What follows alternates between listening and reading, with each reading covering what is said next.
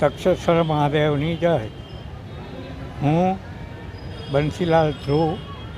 આ દક્ષેશ્વર મહાદેવનું મંદિર બંધાયું ત્યારથી એની જોડે સંકળાયેલો છું ટ્રસ્ટી તરીકે. અને આ મંદિરને દક્ષેશ્વર મહાદેવ મંદિરને 38 વર્ષ પૂરા થઈ ગયેલા છે. 39મું વર્ષ અત્યારે ચાલુ છે. એટલા માટે અમે મંદિરનો જીર્ણોદ્ધાર કરવાનું નક્કી કર્યું છે.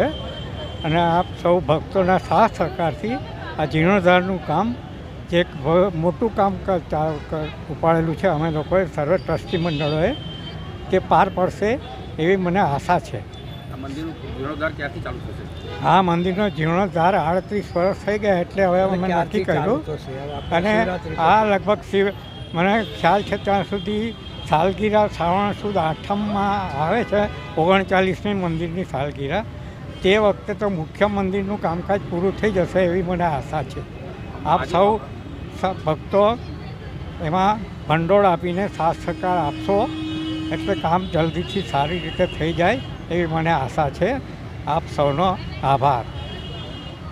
અશોકભાઈ ત્રિવેદી, દક્ષેશ્વર મહાદેવ મંદિરના ટ્રસ્ટી. છેલ્લા 20 વર્ષથી અહીંયા શિવરાત્રિનો તહેવારની ઉજવણી કરવામાં આવે છે અને ભારે ભીડ જોવા મળે છે. હાલમાં મંદિર બનાવવાનું કાર્ય ચાલુ છે, છતાં પણ ભક્તો જે એમની આસ્થા છે એ આસ્થા ભૂલ્યા નથી. અને આજે પણ સવારથી જ ભીડ લાગી છે. સવારથી મંદિરની અંદર ભીડનો માહોલ એટલો જોવા મળે છે કે ભક્તોનો ગાડોપૂર જોવા મળે છે.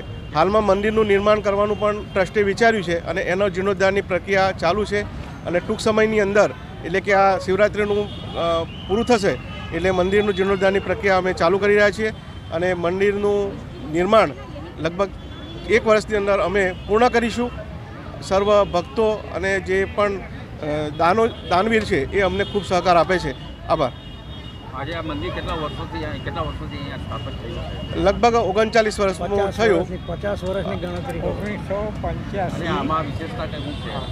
વિશેષતા શું છે મંદિરની? આ મંદિરની વિશેષતા એ છે કે અહીંથી આ મંદિર ઉધના વિસ્તારનું સૌથી જૂનું મંદિર. અને અહીંયા આજુબાજુના વિસ્તારોમાં જેટલા પણ મંદિર બન્યા પણ જે ભક્તો અહીંયા આવે છે એ બીજા મંદિરમાં જાય પણ અહીંયા આવે જતા નથી, કારણ કે અહીંયા આસ્થા મહત્ત્વની છે આ મંદિર. લોકોને આ જે મંદિર નવું નિર્માણ થઈ રહ્યું છે એના વિશે તમે શું કહેવા માંગો છો? બસ લોકો સાથ અને સહકાર આપે. હાલમાં મંદિરનું જે નિર્માણ છે એનો લગભગ અંદાજિત ખર્ચો 1,20,00,000 રૂપિયા જેવો થાય છે.